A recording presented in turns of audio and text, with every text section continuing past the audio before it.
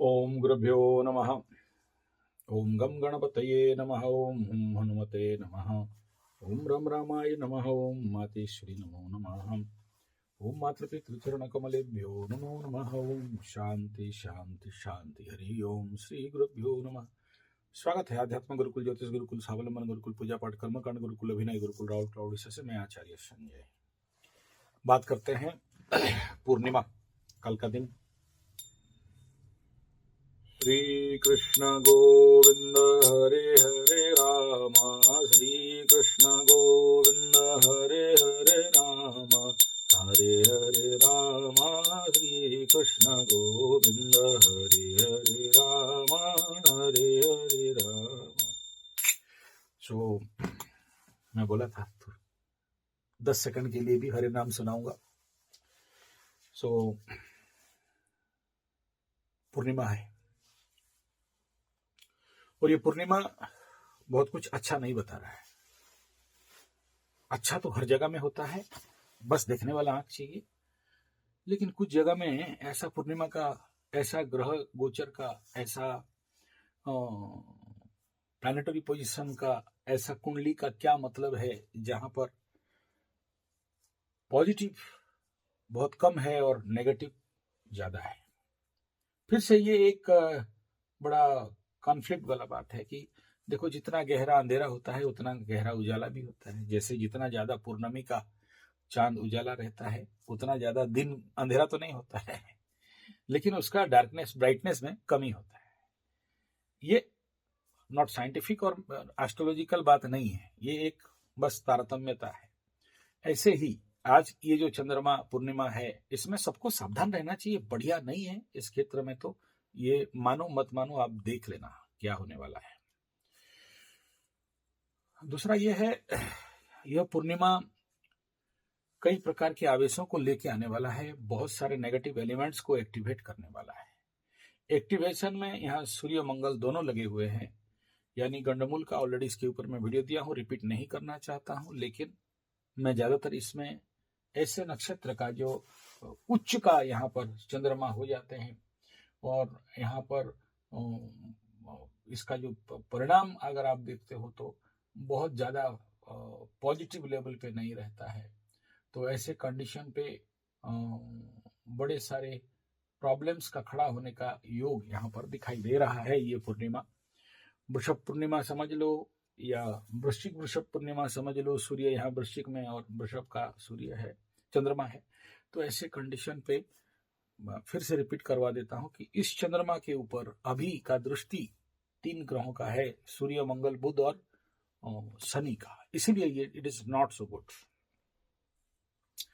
संभवतः किसी ना किसी प्रकार के एग्रेसिव एलिमेंट्स बिल्डअप होंगे, क्योंकि भारत का अगर आप देखोगे तो इस समय भारत का मंगल का महादशा चल रहा है, और जिनका भी इस समय मंगल का महादशा चल रहा हो उनके लिए ये परिस्थिति काल पुरुष का अष्टम मंगल, और अगर देश विदेश की कंडीशन पे देखोगे तो पाकिस्तान का अष्टम में संलग्न का कुंडली से अष्टम, और वृषभ है बांग्लादेश का, तो इंडिया का भी बांग्लादेश का, तो ये इसका अभी भी गोचर में मंगल, लेकिन ठीक है कंबस्ट है और पीड़ित अवस्था में है। ऐसे कंडीशन पे ठीक है, गुरु का उतना बढ़िया स्ट्रॉन्ग दृष्टि यहाँ नहीं है और गुरु इधर पीछे भी भाग जाएंगे, तो स्वाभाविक बात है इस प्रकार की उग्रता। और इस बात को मैं बोल रहा हूँ बट डायरेक्ट नहीं बोल रहा हूँ, क्योंकि मदनी वाला जो केस आ गया है ना अभी, ये कहीं ना कहीं बड़ा प्रॉब्लम खड़ा कर सकता है अगर एग्रेसिव हुआ तो।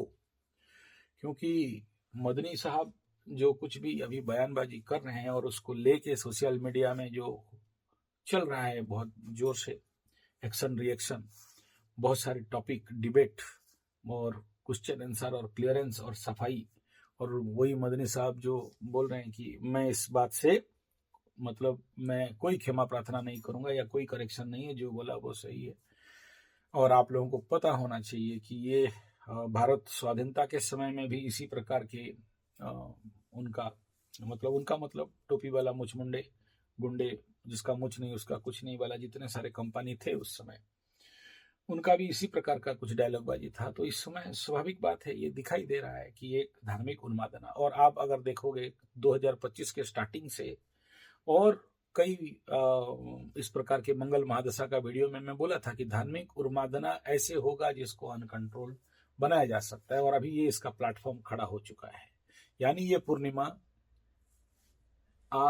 इस पूर्णिमा का जो रिजल्ट है अगर आप देखोगे तो ये एक ऐसा प्लेटफॉर्म को खड़ा करने जा रहा है जहां आने वाला समय ये टोपी वाला मुझमुंडे और ये जितने सारे जिसका मुझ नहीं कुछ नहीं वाले, आने वाला समय ये दिखाई दे रहा है हो सकता है स्लो ग्रोथ हो या हाई स्पीड ग्रोथ हो, यानी एक कोई बड़ा चीज हो सकता है, चाहे इंडिया में हो, चाहे भारत पाकिस्तान इंडिया हो, चाहे बांग्लादेश इंडिया हो, चाहे और किसी देश का।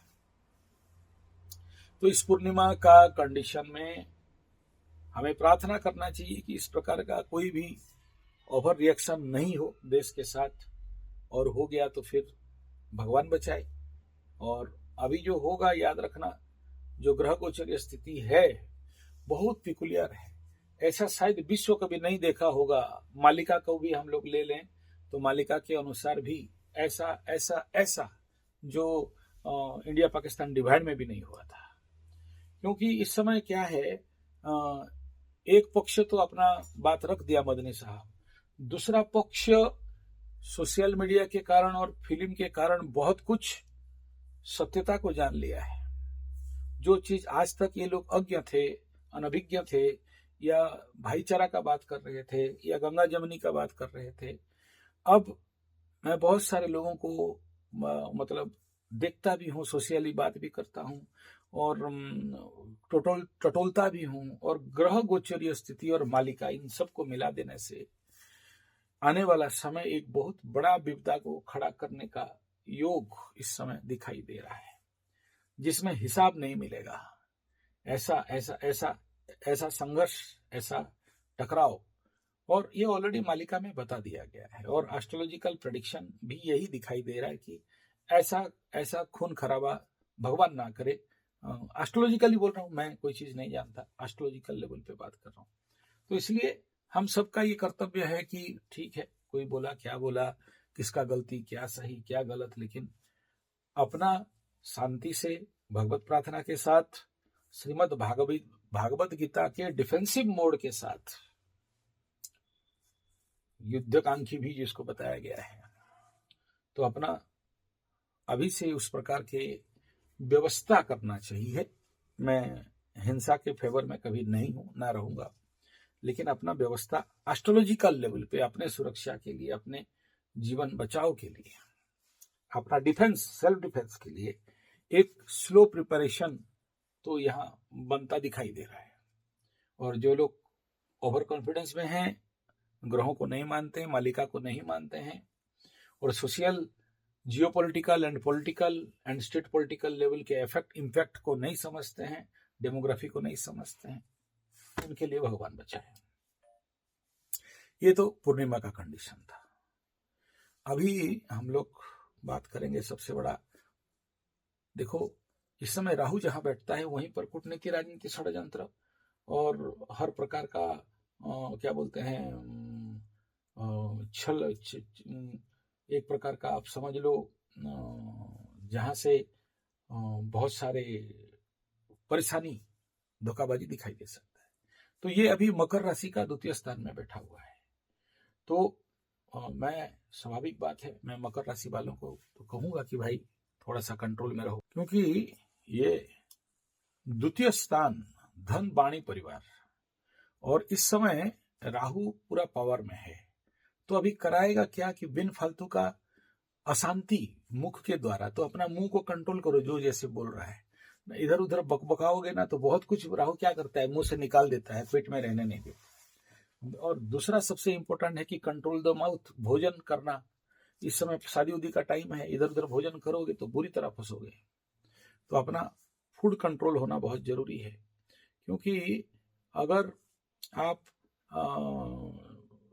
अपने शादी वादी में गए और कुट काट के खा के आए, और उसका परिणाम ज्यादातर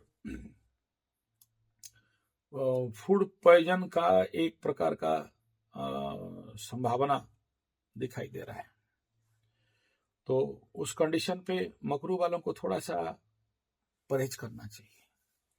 और शादी में जाते हो तो अभी तो रूल तो बहुत है, कहाँ खाना चाहिए कहाँ नहीं खाना चाहिए। जहां पर मांस मछली अंडा दिया जा रहा है वहां नहीं खाना चाहिए, ऐसे पार्टी में नहीं जाना चाहिए। जनरली मैं नहीं जाता हूँ, लेकिन अलग बात है आज का डेट का समय के अनुसार जाके कुछ दे के आ जाओ, बुलाए हैं तो वो अलग बात है। लेकिन कोशिश ये करना कि ऐसे मदिरालयम मांसालयम वेश्यागृहम वित्त क्रीड़ा ऐसे जगह से कभी अन्न स्पर्श नहीं करना चाहिए। और अगर द्वितीय स्थान में राहु चल रहा है तो राहु बिगाड़ेगा आपको। और ऐसे जगह का अगर अनकंट्रोल खाओगे, बहुत सारे भुखाड़ आदमी रहते हैं, इतना बड़ा थाली लेके एकदम मांस और अंडा और सब लेके दो, उसी को कुट मिट के खा जाते हैं, फिर भी शांति नहीं होते हैं और खाते हैं। ऐसे भुखाड़ लोगों के लिए, ऐसे मांस भक्षियों के लिए तो याद रखना भयंकर दंड मिलने वाला है। और देखो इस समय मकर राशि का 2 और 5 सुपर एक्टिवेट हो रहा है। 5 में मंगल शनि सूर्य चंद्रमा का भयंकर दृष्टि है, तो पेट खराब करेगा। तो ऐसे कंडीशन पे अगर इस समय कोई भी पार्टी मार्टी है और उसमें जाके वो खा पी के अपना बहादुरी दिखाओगे, तो मैं कहूंगा कि मकर राशि वालों को भगवान बचाए, अपना फूड कंट्रोल नहीं करते हो तो ये एक बहुत बड़ा परेशानी वाला कंडीशन है इस समय। अगर हम देखें तो in the base of particularly खाद्य के ऊपर। और खाद्य नहीं, इधर उधर जो भाषण वाषण ठोक देते हो, अपना किसी को कुछ नहीं बोलना ज्यादा बेहतर है। देखो एक कंडीशन ऐसा बन रहा है कि जहां आपको गाली सुनना भी पड़ सकता है। यहाँ राहु को मतलब 12th एंड 2nd इज दोनों आंख, तो ENT आंख नाक कान भी बोलते हैं। तो कान में कोई रुआ या घुसाए हो, लटक गया, निकला नहीं, जो लोग कान बड़ बड़ वगैरह लगाते हैं, तो इस कंडीशन। दूसरा, कुछ मकरू वालों का दांत प्रॉब्लम हो सकता है, क्योंकि इस समय राहु के ऊपर मंगल का दृष्टि है। तो दांत फटे टूटे सटे और आप जाके डॉक्टर को दिखाए और एक दांत की जगह दूसरा दांत खींच दे, कोई ऑपरेशन कर दिया और स्टिच कट के रह गया और नहीं हुआ, कोई रूट कैनाल कर रहा है, तो ऐसे स्थिति यहाँ पर बिल्डअप होता हुआ दिखाई दे रहा है।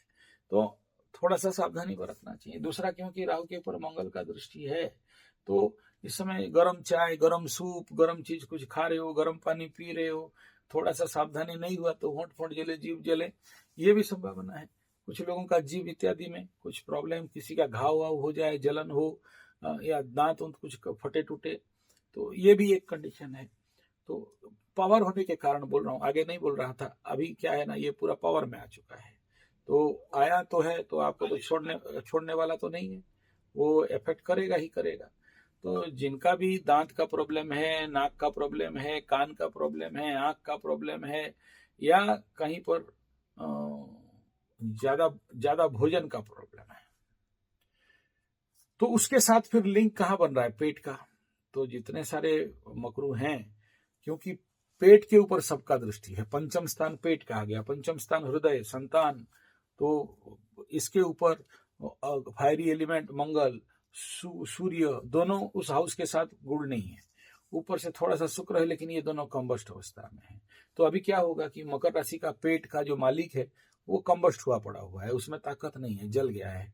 और उसके ऊपर फिर शनि का दृष्टि है, वहां पर फिर चंद्रमा घुसा हुआ है।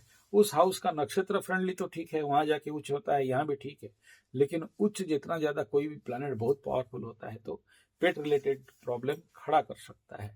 ऐसे कंडीशन पे थोड़ा सा सावधानी बहुत हायर लेवल पे बरतना चाहिए, वरना उसके लिए फिर किसी किसी को हॉस्पिटल का रास्ता देखना पड़ सकता है। वो हॉस्पिटल का कोई प्रॉब्लम नहीं है, लेकिन कष्ट हो सकता है उसमें। और क्या कष्ट होगा, गैस होगा, गैस होके ऊपर उठाएगा, ऊपर सर में दर्द होगा, पीछे दर्द होगा, जिसका ब्लड प्रेशर है उसको बढ़ा देगा, किसी का पतला दस्त कर देगा, किसी का खटीडकार अम्लपित कर देगा। तो इस प्रकार का इम्पैक्ट इफेक्ट आपको सामना करना पड़ सकता है। तो ये कंडीशन जनरली मकरू वालों के लिए है। तो दूसरा, बाकी राशि लोगों के लिए देखेंगे तो सबसे बड़ा जो इफेक्ट इस समय अगर आप देखोगे, इनके लिए पेट बीमारी नहीं होगा, लेकिन आवेश आने का योग ये कुछ अगर देखेंगे तो वृषभ राशि के लिए दिखाई दे रहा है। और सबसे ज्यादा परेशानी मिथुन के लिए हो सकता है, द्वादश का पूर्णिमा है तो चोट चपेट एक्सीडेंट, खर्चा, हॉस्पिटल का दौड़ भाग दौड़ी, मानसिक लेवल पे तनाव।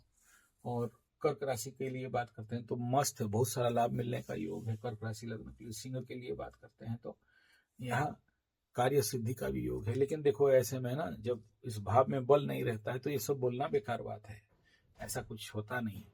मतलब किसी भी चीज में पावर नहीं है, मतलब उसका भाव में बल नहीं है और उसमें कोई हाई पावर प्लानेट आके खड़ा हो जाए, भले बहुत कम समय के लिए, तो ताड़ मोड़ के फोड़ता है। तो कोई ना कोई एक बॉम्बास्टिक एलिमेंट्स एनर्जी यहाँ बन रहा है, थोड़ा सा सावधानी बरतना चाहिए। धन्यवाद, नमस्कार।